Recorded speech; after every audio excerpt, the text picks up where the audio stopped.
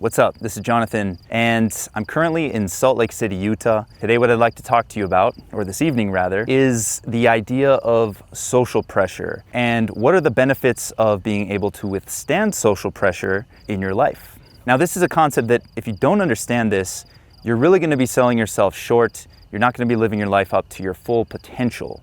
Or you could think of it as you're boxed into a mental prison. It's an invisible prison with invisible walls that really is internal. This concept, social pressure, is something that governs your life in many ways. There's so many things that you don't do because you subconsciously are afraid of what other people think of you. For example, have you ever had to give a speech in your school? Or have you ever, had to give a talk in front of a group of people, your coworkers, lead a meeting? Well, you would understand that social pressure can make you really uncomfortable. It can raise your adrenaline. Some people say it makes them feel like they're gonna die. And this is actually natural. For most people, this is a naturally occurring instinct.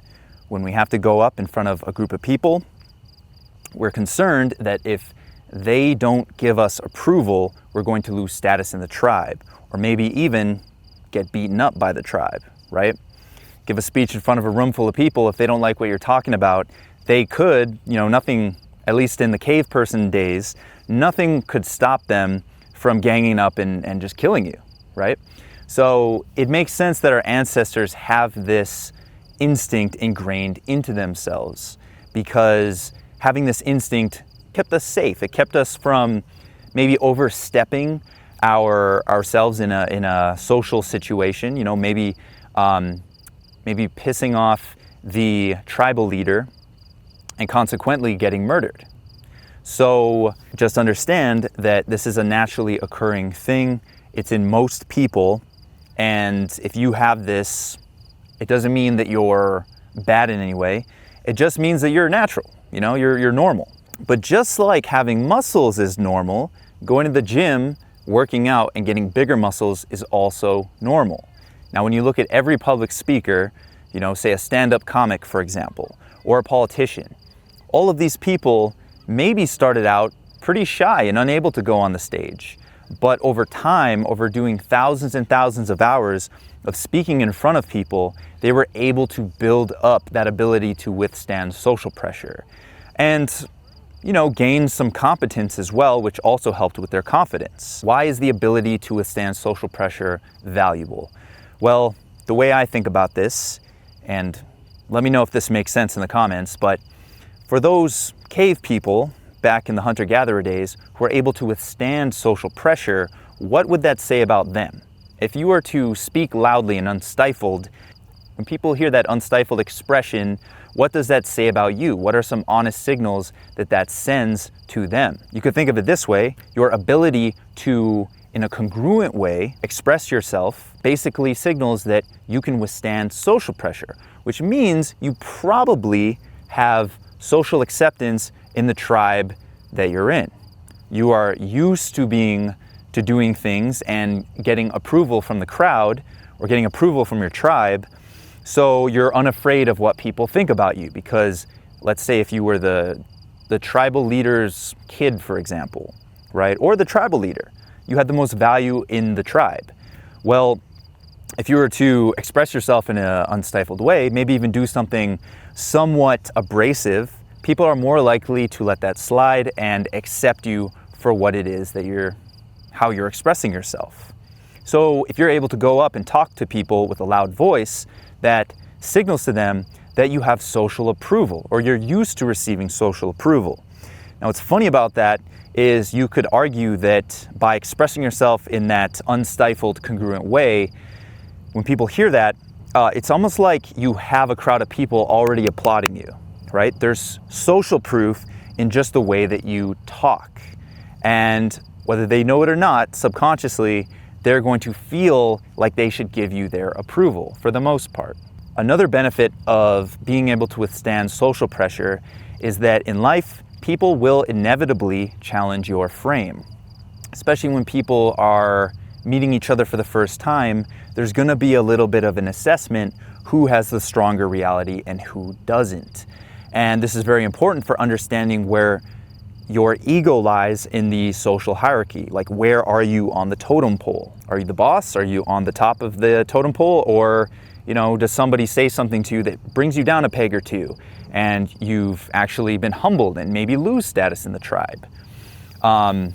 When somebody challenges your frame, if you're able to congruently, not get reactive and not maybe try to justify your frame, not emotionally be affected by the frame challenge, the social pressure that's being put on you, if you're not giving into that, you pass the test and you prove to them that you are in fact congruent with the way that you're expressing yourself. And also, if people are challenging your frame and you're not buckling under that social pressure, eventually what's going to happen is they're just going to give up challenging you, right? Kind of like the bully that can't really get his victim to react to him.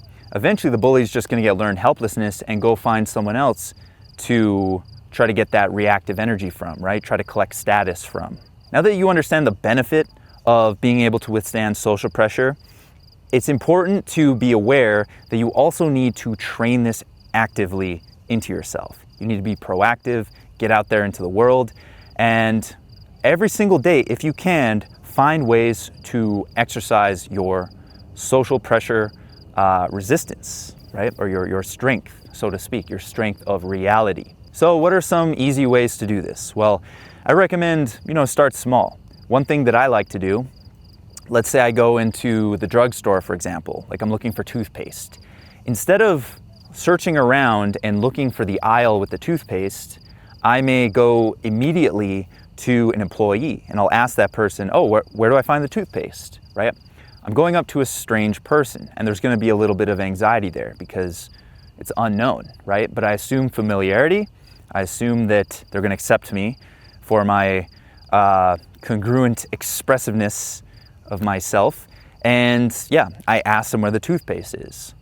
From there, if I need to challenge myself a little bit more, maybe I'll go approach the employee who's maybe, serving another customer. I'll like interrupt them, which is a little rude. I understand that, but it's just another way to challenge yourself to withstand social pressure. And then maybe the third way, if you want to be a little bit more of a challenge, go up to a person who's obviously not an employee and you ask them, okay? So those are some small things that you can do. There's other ways too, countless ways. Another example is like anytime you're in an elevator, I have this rule, I have to talk to the people who are next to me, right? Anytime I get into an Uber, I try to make conversation with the Uber driver, unless he doesn't want to. I usually try up to 4 times and then before I derp on my phone or whatever it is that I need to do. You need to actively be stretching yourself and exercising this ability to withstand social pressure. It's like a weight. You have to just keep working out. And you have to challenge yourself as well.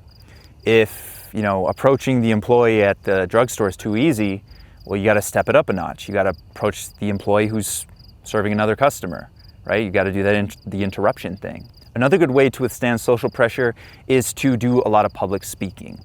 Now, Toastmasters is really good for this. Also, improv comedy, maybe even performing improv comedy in front of a crew or a group of people, that could be very good for learning how to withstand that social pressure. Another amazing way to do this is just go out and do the socializing stuff that we talk about so much at this company. Go out there and meet random people. Get used to feeling comfortable with the uncertainty of meeting random people and cracking jokes with them, expressing yourself in a congruent way, assuming they're going to accept you for your natural, unstifled expressiveness, right? That unapologetic expressiveness of your personality.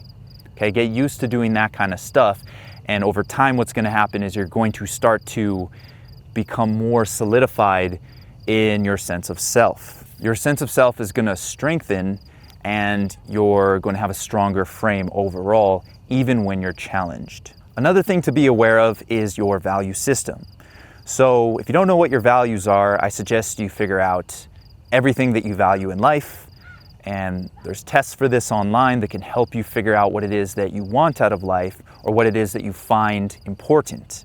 Now, if you know what your values are, and if you have a framework for how you should behave in certain situations, right? Say, for example, in the Bible, right? The 10 Commandments.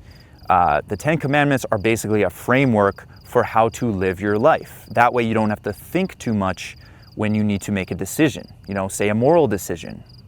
So that actually takes a lot of pressure off of you when you are in a situation and you need to make a decision, right? Especially when it involves other people.